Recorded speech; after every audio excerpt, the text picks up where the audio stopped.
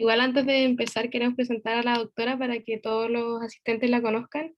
Ella realizó el pregrado en la Universidad de Santiago de Chile, es médico internista y cardióloga del Hospital Clínico de la Universidad de Chile y actualmente es jefe coordinadora docente de posgrado en unidad coronaria y encargada de cardiología del internado de medicina interna y es jefe técnico de la unidad de cuidados cardiológicos. Ahora sí, a la clase. Ya, bueno, muchas gracias por la invitación. Aclarar que yo no soy electrofisióloga, no soy ritmóloga, me dedico a la cardiología clínica, así que es un gusto estar en este grupo de electrofisiólogos. Y bueno, gracias a ustedes por unirse tan temprano un día sábado a una clase de electro. La primera clase que voy a hacer hoy día es la de electrocardiograma normal. Ya. Entonces, como a modo de introducción, sabemos que la electrocardiografía corresponde al registro gráfico de la actividad cardíaca que se genera en el corazón. Y esto nos puede aportar mucha información a nivel de la función cardíaca, trastornos del ritmo y la conducción, hipertrofia de cavidades y otras cardiopatías como de tipo isquémico, metabólico o congénita.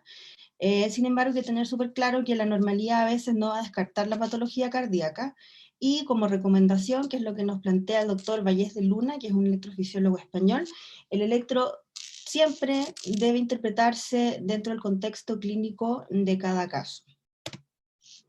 Entonces, los puntos que vamos a revisar ahora son primero el registro de la actividad eléctrica, que es lo que tiene que ver con los electrodos y las derivaciones, la correcta calibración, las ondas y los segmentos, y después una pauta como de interpretación que tiene que ver con el ritmo, la frecuencia, la conducción AB, el eje del QRS, la morfología de la onda P, el complejo QRS, el segmento ST de la onda T, y por último el intervalo QT.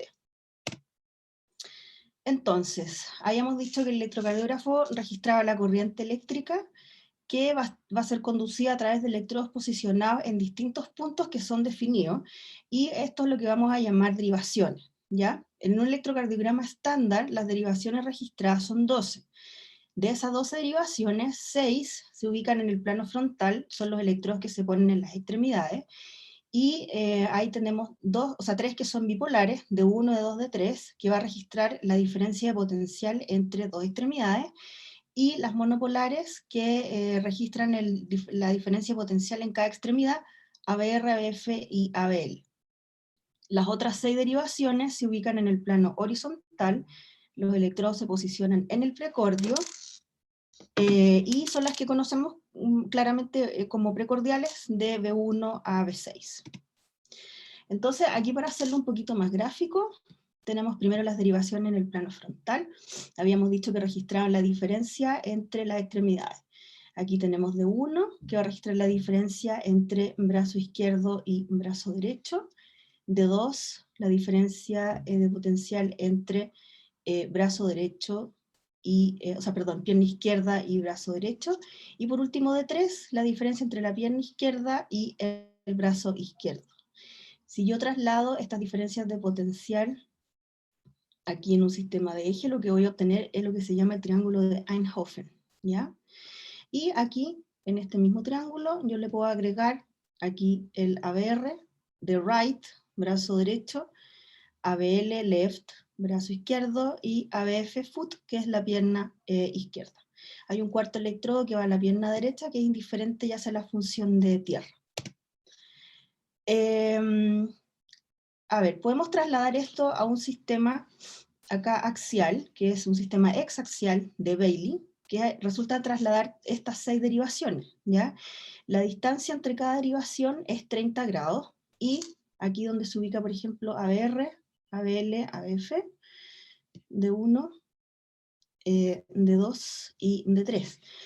Lamentablemente, esto es importante y hay que saberlo para determinar el eje eléctrico, por lo tanto, hay que aprenderlo de memoria o tener un mono, una foto, pero la verdad que, bueno, con la práctica uno logra como retenerlo un poquito más. Ya, sobre las derivaciones en el plano horizontal, habíamos dicho que son las precordiales. Aquí está la ubicación de las derivaciones. B1, que es el cuarto espacio intercostal derecho, aquí a la derecha del esternón. B2 a la izquierda del esternón. B4, línea medio clavicular en el quinto espacio intercostal izquierdo. Y B3, que va a estar entre B2 y B4. B5 línea anterior y axilar anterior, y B6 línea axilar media, ambas a nivel de B4.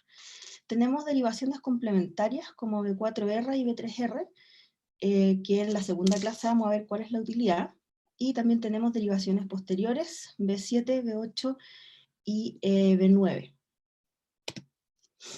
Ok, sigamos entonces con la calibración correcta. Esto tiene que ver también con la forma en que está tomado el electro desde el punto de vista técnico, si está correcto o no.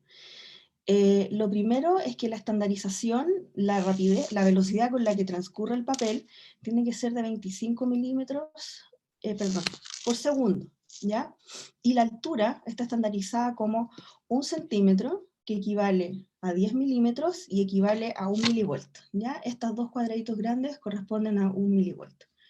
Por otro lado, y como acabamos de ver, tenemos en el eje horizontal tiempo y en el eje vertical voltaje. Sobre el eje horizontal, que es aquí abajo, tiempo, ¿ya? Tenemos, por ejemplo, este que está marcado, un cuadrado grande, ¿ya? Que está compuesto por 5 cuadraditos chicos. Este cuadrado grande mide 0,2 segundos, y cada cuadradito chico mide 0,04 segundos, ¿ya? El eje vertical, por otro lado, también tiene un cuadrado grande, que son 5 cuadraditos chicos, que va a corresponder a 0,5 milivolts, y cada cuadradito pequeño es 0,1 milivolts. ¿Ya? Esto es relevante a la hora de hacer algunas mediciones que ya vamos a ver más adelante. Sobre las ondas y segmentos, aquí tenemos un ciclo cardíaco, ¿ya? Primero vamos a partir por las ondas. La onda P, que está aquí, que representa la depolarización auricular, es una onda que siempre es positiva, estamos hablando de electrocardiograma normal, no olviden eso, excepto en la derivación ABR. Después tenemos la onda Q, que representa el inicio de la depolarización ventricular a nivel septal, que siempre es negativa y no siempre es visible, ¿ya? Habitualmente lo que uno ve es como una mosquita pequeña aquí, ¿ya? En condiciones normales. La onda R continúa la depolarización ventricular, siempre es positiva y siempre es visible. La onda S, que es el fin de la depolarización de los ventrículos, siempre negativa y no siempre visible, pasa un poco lo mismo con la onda Q, que a veces puede ser pequeña, aquí como una muesca. Luego tenemos la onda T, que representa la repolarización ventricular, que en condiciones normales habitualmente es siempre positiva y asimétrica, ¿ya? Tiene un ascenso lento y un descenso que es mucho más rápido, ¿ya? Ascenso lento, descenso más rápido. Y por último, la onda U, que no se ve siempre en todos los electrocardiogramas, que aparentemente lo que representaría sería la repolarización de los músculos papilares, pero sí se sabe que la polaridad siempre tiene que ser similar a la de la onda T, o sea, si la T es positiva, la U debería ser positiva, para ser considerada normal. Vámonos ahora con los segmentos. Continuamos con el dibujo, pero aquí hay un error en el dibujo, porque vamos a partir con el PR, ¿ya? Que es el tiempo de propagación del impulso desde el nodo sinusal hasta el inicio de la depolarización ventricular. ¿Qué significa esto? Habíamos dicho que la onda P es la actividad auricular, por lo tanto el segmento PR parte al inicio de la onda P, aquí, y termina, eso está bien, aquí donde empieza el QRS, ¿ya? El complejo QRS propiamente tal, que habíamos dicho que representaba la depolarización ventricular completa, y vamos a pasar luego al segmento ST, que es la distancia entre el fin del QRS, aquí a lo que vamos a llamar punto J, lo vamos a ver en el seminario siguiente, y el inicio de la onda T. ¿Ya? Si se fijan acá, el ST es un segmento que es súper cortito y tiene una pendiente mínima. Eso en condiciones normales. Tenemos después el intervalo QT, que corresponde a la duración total del sístole ventricular. Lo vamos a ver después, pero el QT se mide desde el inicio del QRS hasta el final de la onda T.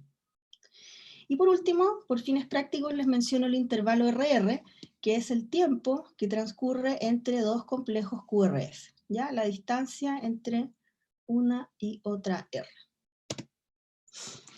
Entonces, teniendo más claro como qué significa cada cosa, vamos con la interpretación.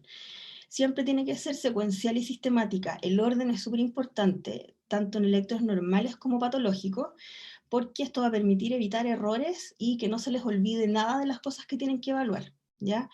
Yo creo que la interpretación de electro no es simple, ¿ya? Pero la clave del éxito está en practicar. Es súper importante, porque si no practican es súper fácil que se les olvide todo lo que aprendieron. Entonces, lo que yo les voy a proponer para interpretar, primero es ver si está bien tomado el electro, calibración y técnica, el ritmo, la frecuencia, la conducción AB, el eje del QRS, la morfología de algunas ondas y segmentos, y por último el intervalo QT. Bueno, habíamos dicho que la velocidad del papel eran 25 milímetros por segundo y la altura era 1 centímetro o 1 milivolto. Hay algunos tips para saber si un electro está bien tomado, ¿ya? Bueno, primero se supone que este es un examen y que lo tiene que tomar personal capacitado, o sea, alguien que sabe. Otra posibilidad es que usted siempre compare con electros previos, a ver si se parecen o no, si hay algún cambio muy grosero. Y luego tenemos que todas las ondas en ABR son predominantemente negativas. D1 y B6 deben ser similares en polaridad, no estoy diciendo que sean iguales, sino que si D1 es positivo, B6 debería ser positivo. Y D1 y ABR son opuestos en polaridad, ¿ya? Por otro lado, tenemos la ley de Einthoven, en que la sumatoria vectorial de D1 más D3 equivale a D2, y sabemos también que ABR más ABF más ABL es igual a 0. Vamos a ver esto con un ejemplo.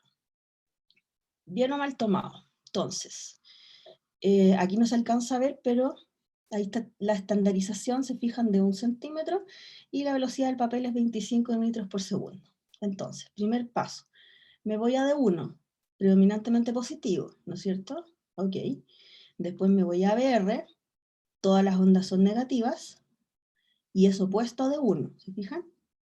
Luego me voy a B6, que es muy parecido a D1 en términos de que la polaridad es la misma, son predominantemente positivos, por lo tanto, este es un electro que está bien tomado. A mí me parece que esas características, esas tres, son las más simples de mirar a la rápida, ¿ya? Ahora, si yo quisiera hacer el triángulo de Einthoven, tendría que sumar acá todos los cuadraditos positivos, restarles los negativos, obtener un número, hacer lo mismo con D3, y eso me tendría que dar la altura en D2, ¿ya?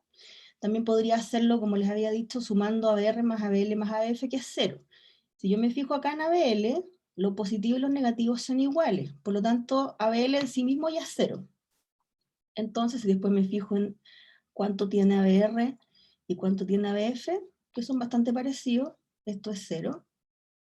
Por lo tanto, es un electro que está bien tomado. Vamos al siguiente. De nuevo, D1, positivo, ABR, opuesto. ¿Se fijan? La P está invertida. QRS, negativo. Onda T, invertida. Después me voy al B6, misma polaridad, positivo, positivo. Por lo tanto, este es un electro que está bien tomado. Vámonos a este otro electro. ¿Qué es lo que vemos primero? Bueno, habitualmente uno colapsa un poco cuando ve complejos más anchos, como que se suele asustar, pero vamos a lo que vinimos. D1, se ve negativo, ¿se fijan? Vámonos a B6. Pareciera ser predominantemente negativo, ¿se fijan? El componente negativo es mayor que el positivo, pero no sé si son tan parecidos. Y nos vamos por último acá a BL, donde si se fijan, tiene una onda P aquí que está positiva y un QRS que está positivo. Por lo tanto, este electro está mal tomado. Ok, la segunda parte es evaluar si el ritmo es sinusal versus no sinusal. Para saber si un electro está en ritmo sinusal tenemos 3 tips. Primero, que la P siempre tiene que ser positiva en D1, D2 y ABF. Segundo, la P es siempre negativa en ABR. Y tercero, las ondas P siempre van a ir seguidas de un QRS con un intervalo PR normal. De estas tres, la más simple, la más fácil de ver es buscar siempre la P negativa en ABR. Este es un ejemplo de onda P normal, después vamos a ver las características, pero en el fondo es una P que no es tan ancha y no es tan alta tampoco. Busquemos acá en este electro, ¿es sinusal o no? Podemos ver si está bien tomado. D1, opuesto a BR, parecido a B6. Bien tomado. Está estandarizado acá en 1 centímetro. Ok. Entonces vámonos a BR, que era lo más fácil. ¿Se fijan acá? ¿Se ve la P o no? No me queda tan claro. Quizás ahí es negativa, no lo sé. Luego puedo utilizar otros criterios. Habíamos dicho que de 1, de 2 y ABF. Aquí de 2 y ABF la P es predominantemente negativa, ¿se fijan? Por lo tanto, este electro no está en ritmo sinusal. Es súper sutil, pero así es. Por otro lado, tenemos aquí este otro ejemplo. Nos vamos a ABR, súper clarito. No siempre se van a encontrar con electros en que todo sea tan claro de encontrar, por eso que de repente es bueno saber más de un criterio. Entonces aquí ABR está negativo, ¿sí? Después yo miro acá el de 1, el de 2, la ABF, positivo. Por lo tanto, esto es un ritmo sinusal. Vamos por la frecuencia. Cuando uno habla de frecuencia cardíaca, lo va a expresar siempre en latidos por minuto, ¿ya? La frecuencia cardíaca normal es entre 60 a 100 latidos por minuto. Sabemos que en el trazado, un segundo son 25 milímetros, ¿ya? Por lo tanto, un minuto, que tiene 60 segundos, va a equivaler a 60 por 25, que son 1500 milímetros. Eso por un lado. Por otro lado, tenemos la distancia entre dos RR, que la vamos a ver aquí, por ejemplo, entre dos RR, que es la sumatoria de los cuadraditos chicos en milímetros. Cada cuadradito chico es 1 milímetro. Entonces, lo que vamos a hacer es que yo voy a contar los cuadraditos chicos que hay entre cada R. 5, 10, 20, 20, no, perdón, 5, 10, 15, 20, 21, 22, 23.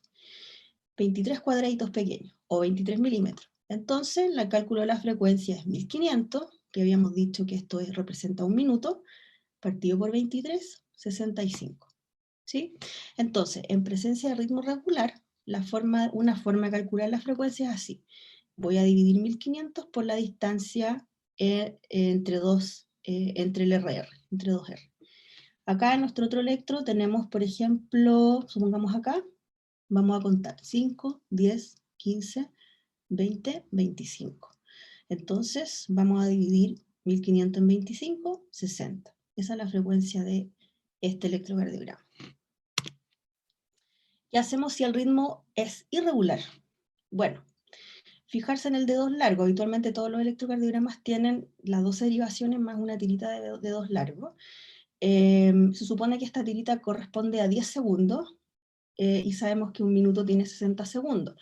Por lo tanto, una forma de calcular es que yo cuente todos los QRS del dedo largo, ¿ya? Y lo multiplico por 6. En este electro hay 20 QRS, ¿ya? Si quieren después los cuentan, pero yo ya los conté y son 20. Lo multiplico por 6, 120, ¿ya? Esa es una estimación de la frecuencia en este electrocardiograma que se ve irregular. Seguimos. Conducción AB. Habíamos dicho que correspondía al segmento PR. Lo normal es 120 milisegundos, que son 3 cuadraditos pequeños aquí, hasta 200 milisegundos, que son 5 cuadraditos pequeños. ¿Esto cómo se hace? Se mide desde el inicio de la onda P hasta el inicio del QRS, ¿ya? ¿Dónde lo mido? Donde se vea mejor. Habitualmente esto puede ser en D2, ¿ya? Que es como aquí en el ejemplo. Entonces, nuestro electrodo de práctica, ¿es la conducción AB normal acá? Vamos a D2, aquí arriba, o acá abajo que está el dedo largo. Vamos aquí arriba. Si yo me fijo acá, este sería el inicio de la onda P, este sería el inicio del QRS. Y yo cuento los cuadraditos. Yo diría que son como 5, más o menos. 1, 2, sí, 5 cuadraditos. Por lo tanto, pareciera ser que esta conducción AB es normal, ¿ya? Es hasta 5 cuadraditos o 200 milisegundos. Veamos este otro ejemplo. Ubiquémonos acá, por ejemplo, en el dedo largo, ¿ya? Si se fijan, aquí tenemos el QRS, la onda T, y aquí empieza la P. El inicio de la P al inicio del QRS. Si yo me fijo en esta distancia, del inicio de la P al inicio del QRS, ya solamente en este segmento tengo 5 cuadraditos, y aquí tengo como 3, 4 más. Por lo tanto, aquí la conducción AB no es normal, está prolongada y es lo que vamos a llamar bloqueo AB de primer grado, ¿ya? Segmento PR entonces. Sobre la onda P, habíamos dicho que representa la activación auricular y que es siempre negativa en ABR. Lo normal es que una onda P tenga hasta 3 cuadraditos chicos de ancho, o sea, menos de 0,11, y de alto hasta 2,5 cuadraditos pequeños, o sea, menos de 2,5 milivolts, ¿ya? Ya lo vamos a ver. Por otra parte, el QRS, que dijimos que representaba la activación ventricular, es normal hasta 0,12, 3 cuadraditos chicos, y lo vamos a medir desde el inicio de la Q, o el inicio de la R, si yo no veo una onda Q, hasta el final de la S. Acuérdense que la morfología tiene que ser opuesta entre D1 y ABR. No pueden haber ondas Q patológicas, que lo vamos a ver en el seminario siguiente, excepto en ABR, y existe lo que se llama transición normal. Y eso significa que el voltaje de la onda R va a ir aumentando en las precordiales desde B1 hasta B6. Entonces, acá tenemos una onda P normal. Acuérdense que de ancho eran hasta 3 cuadraditos y de alto hasta 2,5. ¿Ya? Esta P tiene como de alto, de voltaje como un cuadradito, de ancho deben ser 2,5, 3 a lo más. En este ejemplo de acá es una P que no es ancha, ¿se fijan? Es como un cuadradito y medio, pero aquí de alto, de voltaje, tiene más de 2,5. Es una onda P alta. Habitualmente esto se asocia a crecimiento auricular derecho. Y aquí en este otro ejemplo tenemos una P que en voltaje normal, ya es como un cuadrito y medio, 2, pero de ancho tiene más de 0,3, más de 0,12. ¿Ya? Y esto se puede observar en crecimiento de aurícula izquierda. Esto lo van a ver después en más detalle. Volvamos al QRS entonces. Habíamos dicho que lo normal era hasta 120 milisegundos. Hay que medir el QRS. Habitualmente uno lo mide en precordiales, ¿ya? Yo aquí le puse 90, pero en verdad yo creo que fui exagerada, porque si lo mido acá, podría ser 90 en verdad. ¿Se fijan? Dos cuadraditos y medio, 2 cuadraditos, que sería 80. O sea, está normal, se ve súper angostito. D1 era opuesto a BR, ¿se fijan? No hay onda Q en ninguna derivación, no se ve nada. Esta es una mosquita nomás que va a indicar el inicio del QRS, pero no es una onda Q propiamente tal. Y por último viene lo que yo les mencionaba, la transición normal. Si ustedes se fijan acá en B1, habitualmente en un electro normal lo que yo voy a encontrar es una onda R muy chiquitita, casi ausente o reembrionaria, algunos le llaman, pero a medida que voy avanzando, B2, B3, B4, va aumentando el voltaje de la R, ¿se fijan? Va creciendo. Habitualmente en B5, B6 es el voltaje más alto.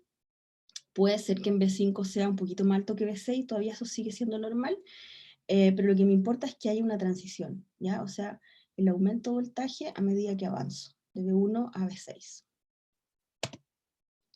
Veamos este electro, entonces. Tenemos aquí un QRS que se ve súper ancho, si yo lo mido acá, mide más de 3 cuadraditos, o sea, como 150 más o menos.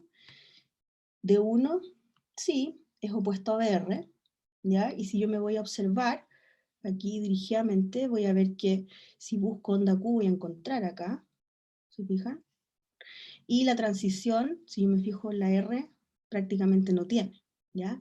Desde el punto de vista práctico, o más bien técnico, esta morfología corresponde a un bloqueo completo de rama izquierda, ¿ya? Por lo tanto, no es correcto hablar de onda Q ni de transición anormal, pero se los pongo como a modo de ejemplo para diferenciar un QRS angosto con transición normal de una morfología que es diferente y que no es normal.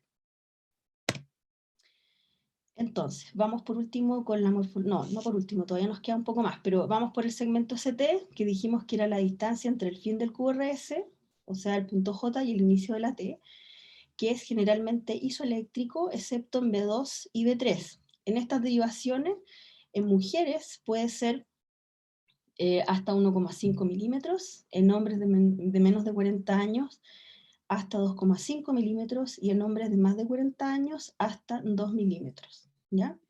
Esto después nos va a servir para la clase que viene. Y por otro lado, la onda T, que representaba la repolarización ventricular, habíamos dicho que era asimétrica, una rama ascendente rápida, una descendente más lenta, que era habitualmente positiva en todas las derivaciones, excepto en ABR, pero sí puede ser negativa y ser normal en D3 en pacientes obesos y B1 y B4 en mujeres. Entonces, nos vamos acá, por ejemplo, acá en B4, ¿se fijan?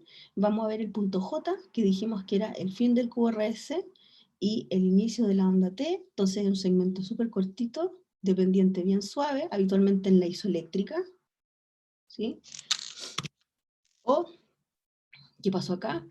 Este es un electro en el que el punto J donde está desplazado, ¿sí? Aquí hay un supradesnivel del ST súper marcado, ¿ya? ¿Se fijan? Aquí.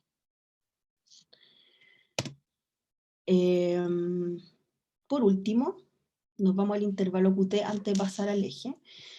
Como les había mencionado, corresponde a la sístole ventricular eléctrica, o sea, de polarización más repolarización.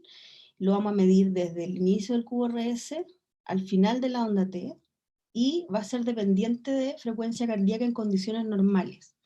Acuérdense que condiciones normales es entre 60 y 100. Por lo tanto, yo tengo que hacer una corrección a la fórmula, ¿ya? El valor normal en mujeres entre 450 y 470 milisegundos y en hombres entre 430 y 450 milisegundos. Hay varias fórmulas, pero vamos a utilizar esta, la de Bassett, que tiene que ver con la medición del QT, dividido por la raíz cuadrada del RR, ¿sí? Yo puedo hacer esta medición en segundos y hacer este cálculo matemático, pero también puedo utilizar MedCalc o cualquier aplicación que yo tenga en mi celular, porque es un poquito más rápido, y lo que voy a hacer es elegir la función aquí, ¿se fijan? Box, que son los milímetros, ¿ya? Con la velocidad del papel a 25 milímetros por segundo, entonces me voy aquí a un D2, y lo que voy a hacer es primero medir el QT, del inicio del QRS al final de la T, cuento los cuadraditos pequeños o los milímetros, 11, lo ingreso acá, luego mido un intervalo RR, de la R a la siguiente, 25 cuadraditos chicos, 25 milímetros, y nuestro QT aquí de este paciente es 440 milisegundos. O sea, está en rango normal porque este electro es de un hombre. Por último, vamos con el eje del QRS, que corresponde al vector resultante de las fuerzas que se generan por la depolarización auricular, la depolarización ventricular y la repolarización ventricular. Lo normal es que el eje esté entre menos 30 y más 90, ¿ya? ¿Y por qué es importante? ¿O cuándo es importante? Cuando es anormal, ¿ya? Porque va a permitir el eje, o sea, el diagnóstico de otras alteraciones como los bloqueos, ¿ya? Hay fórmulas de calcularla, por ejemplo, la básica es la suma vectorial y la determinación del complejo isoeléctrico, pero por fines prácticos yo les voy a mostrar la segunda, ¿ya? Entonces volvemos al sistema hexaxial, que yo les había dicho que tenemos que memorizar o tener una foto, con las derivaciones en el plano frontal. Lo que vamos a hacer en el electro es buscar la derivación donde la suma de los segmentos positivos y negativos sea cero, ¿ya? Y luego vamos a buscar la derivación en este sistema que sea perpendicular a esa, y vamos a ver si se acerca o se aleja. La perpendicular de D1 es ABF, la de D2 es ABL y la de D3 es ABR. ¿Ya? Esto es siempre así. Ya vamos con un ejemplo para que sea más fácil. Tenemos aquí un electro, voy a mirar las derivaciones frontales, D1, D2, D3, ABR, ABL, ABF. Voy a buscar la que esté más parecida a cero. Si se fijan acá, podría ser esta. La suma entre el positivo y el negativo me debería dar cero, que es como lo más parecido.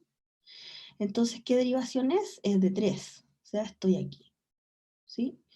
Voy a buscar la perpendicular a D3. ¿Cuál es la perpendicular de D3? ABR. Aquí. Pero luego yo tengo que definir si esto se acerca o se aleja. Entonces, ¿cuál es la polaridad en ABR? Negativa. Por lo tanto, se aleja de ABR, por lo tanto, el eje es más 30. Vamos con otro ejemplo. El electro que hemos visto todo el rato. Entonces, buscamos aquí la isoeléctrica o la suma cero, ABL. ¿Cuál es la perpendicular de ABL? De 2 más 60, aquí. Y ahora tenemos que ver si esto se acerca o se aleja. De 2 está positivo, por lo tanto, se acerca. Eje más 60. Para mí, no tiene mayor relevancia que ustedes digan si el eje es 61, 62, 63, 75. Yo creo que para una generalidad, para los fines de este curso, me interesa que ustedes sepan solamente cuál es el eje normal y si está normal o no, ¿ya? Por último, para terminar entonces, cuando uno interpreta un electro tiene que hacer un informe, ¿sí? Entonces, vamos con el ejemplo que hemos visto. Ritmo sinusal, frecuencia cardíaca a 60 latidos por minuto, un eje que está en más 60, conducción auriculoventricular normal, porque tenía un PR normal, complejos auriculares y ventriculares normales, una onda P normal, un QRS normal, un intervalo QT corregido en 440 milisegundos, y la conclusión, electrocardiograma normal. Recuerden siempre firmar el electro, porque esto es un acto médico y tiene implicancias médico-legales, por lo tanto, por último, dejar una señal de que yo lo vi, ¿ya? De que yo me hago cargo de lo que estoy mirando y de lo que estoy interpretando. Gracias. Con eso terminamos esta primera clase.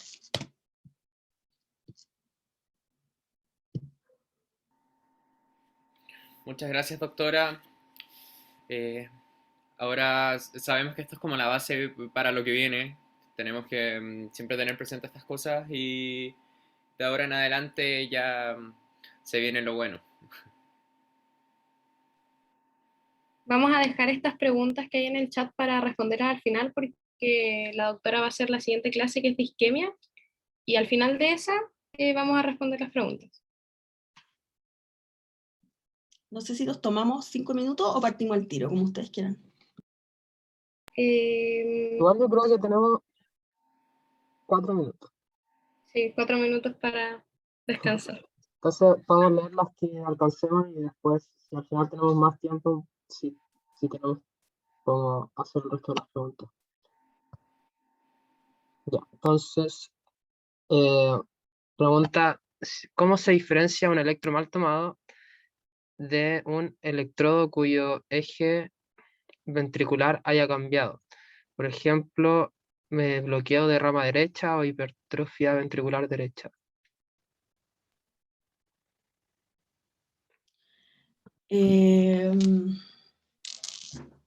A ver,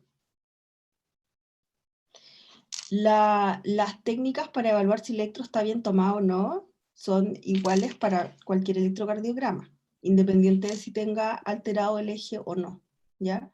Y habitualmente, en el caso de los bloqueos completos, que también hay alteraciones, que pueden haber alteraciones del eje, son morfologías bien características, así que uno las debería reconocer. Pero las técnicas te sirven para cualquier escenario.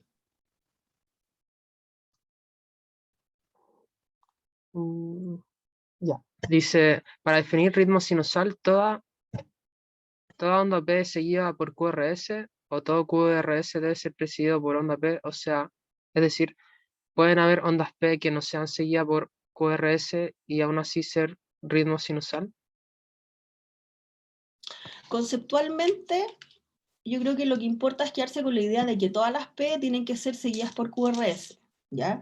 Existen escenarios en que no todas las P son seguidas de QRS, y eso yo creo que lo van a ver en la clase de bradiarritmia, ¿ya? En condiciones normales, lo que hay que tener claro es que todas las P son seguidas por QRS, conceptualmente. Y a veces eso de que sean antecedidas puede ser relativo, ¿ya? Porque hay alteraciones en que la P puede quedar circunscrita en el QRS, entonces puede quedar antes, después, entre medio. Así que para un electrocardiograma normal, todas las P son seguidas de un QRS.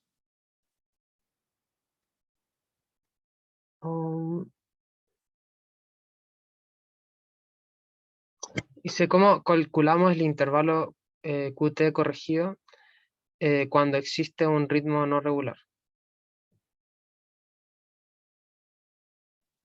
Esa es una buena pregunta. La verdad es que uno debería calcular por lo menos el QT en unos 5 latidos, ¿ya? De la misma derivación y hacer un promedio. Esa es una de las recomendaciones.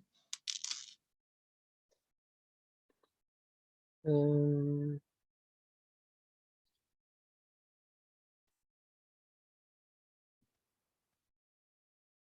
Todas algunas que están repetidas.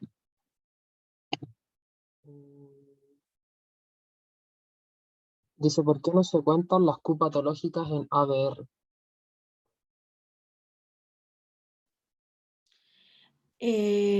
Por la posición, por cómo tiene que ver el vector en ABR, siempre va a ser una deflexión, siempre las ondas van a ser negativas, ya en condiciones normales. Por lo tanto, queda fuera de la interpretación de isquemia. Por lo tanto, la Q nunca va a ser patológica en ese escenario. En el fondo es una representación inversa. Así que la onda, el ABR no busque Q en ABR. Va a tener una onda Q, pero es una deflexión normal, por la posición del eje.